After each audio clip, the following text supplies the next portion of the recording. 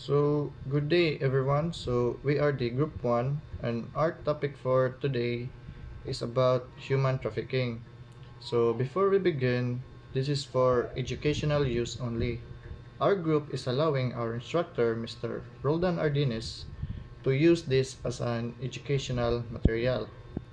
So, our objective is to let the students combat human trafficking through a comprehensive strategy that includes stringent law enforcement, enhanced victim support services, extensive public awareness campaigns, and international cooperation aimed at dismantling traffic networks and preventing exploitation. So this objective seeks to protect vulnerable populations, to ensure justice for victims, and promote a society where human rights are respected and upheld. So, human trafficking is a severe violation of human rights that involves the exploitation of individuals through force, fraud, and coercion for various forms of labor or commercial sex. So, victim of human trafficking can be men, women, or children. So, and they are often lured with the false promises of employment, education, or a better life. So, once trapped, these individuals may face abuse, threats, and extreme conditions that strip them from their freedom and dignity. So, human trafficking is a global issue that affects every region of the world. So, often facilitated by complex criminal networks that capitalizes on the vulnerability of marginalized population. So, the consequences of human trafficking are profound and far-reaching, impacting not only the victim but also their families and communities. So, survivors often suffer from long-term physical trauma, and in addition to the personal toll, human trafficking undermines public safety, fuels organized crime, and hinders economic and social development. So, combating this crime requires a multifaceted approach, including stringent law enforcement, comprehensive victim support services, public awareness campaigns, and international cooperation to dismantle trafficking networks and prevent exploitation. So my topic is all about the human trafficking. So issue of human trafficking is a complex and multi-phase problem that takes many forms. While sex trafficking is one of the most well-known manifestation, traffickers also exploit victims through forced labor in industries such as agriculture, construction, domestic work, and manufacturing. So traffickers often prey on individuals from marginalized or disadvantaged communities using tactics like deception, coercion, and the abuse of power imbalances of lure and control their victims. Factors like poverty, limited economic opportunities, gender-based discrimination, and political instability can increase people's vulnerability to trafficking. So the impacts of human trafficking can be devastating both of the individual victims, both for the individual victims and their communities. Victims may suffer uh, physical and physiological trauma or loss of freedoms, restricted movement, and serious health issues. Traffickers frequently use violence, threats, and intimidation to maintain control over their victims. Combating human trafficking requires a multi-pronged approach. This includes strengthening laws and law enforcement, providing comprehensive support, services for survivors, addressing root causes throughout economic and social development, and raising public awareness to reduce demand and for exploitation practices.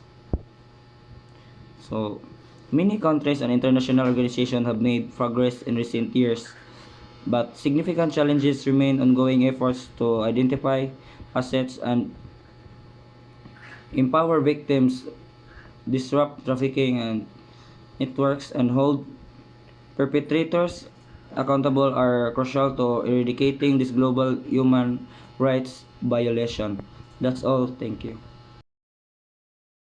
So, hello everyone, I Kadit Saison, and my topic is what are the three elements of human trafficking.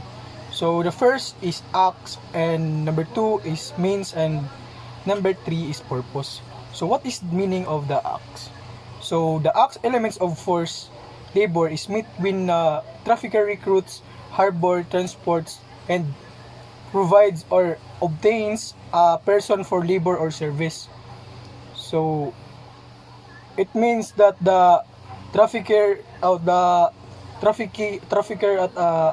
human trafficking is they recruit an group of a member to so that they can do the human trafficking. And the second is a means, and the means element of forced labor includes a trafficker used to force, fraud, or coercion. The corrective shame can include threats of force, debt manipulation, withholding of pay, and confiscation of identity documents, and psychological coercion. And the last is reputational harm, and manipulation of the use of addictive substance treats to other people or other forms of coercion. So the last part is the purpose elements. So the purpose elements is that focus on the perpetrator's goals to exploit a person's labor or service. Just like there is no limit on the location or type of the industry that the traffickers can commit to the crime in any sector or settings, whether legal or illegal, including but not limited to agricultural field, factories, restaurants, hotel, massage parlors, retail stores, and fishing bills, and mines, private homes, or drug trafficking operations. All three elements are essential to constitute the crime of forced labor. There are certain types of forced labor that are frequently distinguished or emphasized, or because they are widespread. So that's all. Good afternoon, everyone. So my topic is human trafficking in the Philippines. So human trafficking in the Philippines is a multi-phase issue that involves various forms, including sex trafficking, labor trafficking, and child exploitation.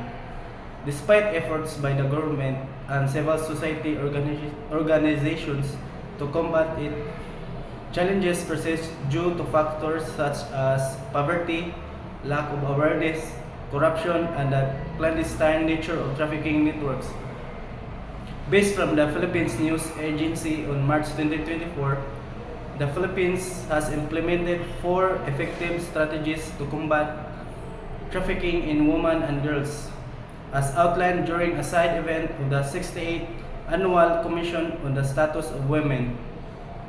These strategies include adopting a holistic approach that considers multiple identities and specific contexts, implementing community-based strategies in close coordination with women's organizations, championing survivor-centered approaches, and fostering domestic and regional collaborations to support survivors. These efforts highlight the importance of partnerships, survivor empowerment, and tailored responses to address the complex issue of human trafficking,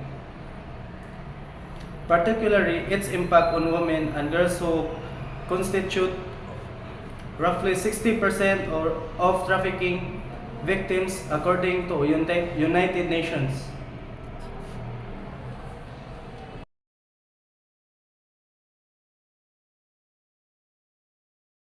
trafficking to immigration. Human trafficking intersects with the immigration as a vulnerable migrants seeking better opportunities or feeling hardship fall prey to traffickers promising assistance, exploited in transit, or upon arrival they injured, forced labor, sexual employment, traffickers, employment, purpose, borders, and lacks of enforcement. Then, using immigration routes for transport, trafficking thrives in sectors where migrants seek works, subjecting them doubt, debt, bondage, or coercion, lack of legal protection of migrants, liabilities, vulnerability, hindering resource, addressing trafficking necessitates comprehensive measure, including enhancing borders control, legal protection, tackling root cause of migration, and foster international cooperation to dismantle trafficking networks. Good day, everyone. My name is J. David Cortez. My topic was all about understanding human rights in migration. We have a dignity and equality, protection from exploitation and abuse, family unity, assist to the service, and assist justice due to process. So, understanding human in migration is essential for ensuring the dignity, safety, and well-being of migrants. It involves recognizing that migrants, regardless of their status, possess fundamental rights that must be upheld. These rights include the right to life, liberty, and security of person, the right to seek asylum from persecution, protection from discrimination, access to healthcare and education, and fair treatment under the law. So, government and societies must respect and protect this right to create a more just and compassionate approach to migration. So that's all for today. So, good day everyone. So, my topic is talk about the adverse effect of human trafficking to globalization. So, human trafficking inflicts significant harm on globalization by violating human rights, perpetuating labor exploitation, so disrupting labor markets and fostering social instability and diminishing human capital, and also posing legal and regulatory challenges. So it undermines the ethical foundation essential for sustainable globalization by exploiting vulnerable populations for cheap or unpaid labor, so thereby distorting fair competition in the global economy. So this exploitation leads to economic disparities and social unrest and reduced human potential, and also hindering the development of stable societies capable of effective participation in global system. So additionally, combating trafficking requires international cooperation, presenting challenges due to difference in legal frameworks and enforcement the capabilities across countries, further complicating efforts to establish constant and regulatory standards necessary for ethical globalization. So there are 6 significance of trafficking globalization. So the first, human rights violations. So human trafficking violates the fundamental principles of human rights, which are essential for the ethical and sustainable functioning of globalized system. So the second is labor exploitation. So labor exploitation is traffic. Individuals are often exploited for cheap or even unpaid labor. So undercutting fair labor practices, or this can create an uneven playing field in the global economy, as companies engaging in trafficking gain an unfair advantage over those that adhere to ethical labor standards. So the third is economic disruption. So economic disruption is trafficking can disrupt labor markets by flooding them with underpaid or insolvent workers. And four is social cost. So the social cost, trafficking fuels social instability and undermines trust within communities. This can hinder the development of stable societies necessary for effective participation in the global economy. And fifth is diminished human capital. So diminished human capital is trafficking deprives individuals of the opportunity to contribute meaningfully to society and the global economy. And the last is the legal and regulatory challenges. So combating trafficking requires international cooperation or coordination, which can be challenging due to differences in legal system and enforcement capabilities across countries. And also, thank you. Hello everyone, we'll tackle about the human trafficking to globalization. Human trafficking undermines globalization is exploiting vulnerable population, fueling elite economies, and perpetuating inequalities. It distorts labor markets, that undermines human rights, and erodes trust in global system. Additionally, it tarnishes of reputation of countries involved and impedes international cooperation and development efforts. Human trafficking indeed has adverse effects on globalization. It perpetuates inequality, undermines labor standards, and fuels corruption, all of which can impede the progress of globalization efforts. The adverse effect of human trafficking is associated with human trafficking. Psychological consequences include depression, post-traumatic stress disorder, and other anxiety disorder, thoughts of suicide, and somatic condition including disabling, physical pain, or dysfunction.